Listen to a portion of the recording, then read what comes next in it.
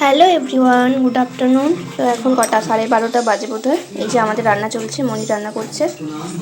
এটা হচ্ছে সর্ষে পোস্ত দিয়ে পাবদা মাছের ঝাল, ধনেপাতা দিয়েছে আর বেগুন দিয়েছে। আর হয়েছে চুনো মাছের টক হয়েছে, এখানে কুমড়ো শাক আলু দিয়ে তরকারি হবে, চচ্চড়ি। আর এই যে এখানে মৌরলা মাছের ভেন্ডি দিয়ে টক। তার মানে আমাদের রান্না হলো আজকে 3টে: মাছের ঝাল, শাকের তরকারি, চচ্চড়ি আর মাছের টক রান্না হচ্ছে।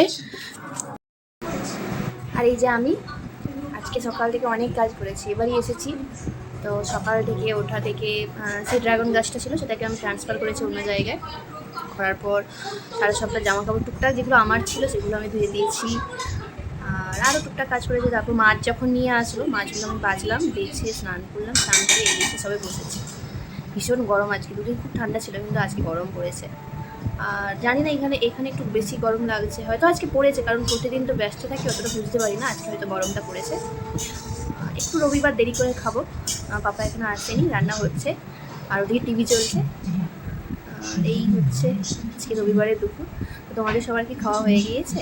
আমরা এখনো খাইনি, খাওয়ার সময় তোমাদের আবার ভিডিও করে দেখাবো। ঠিক আছে, টাটা, বাই।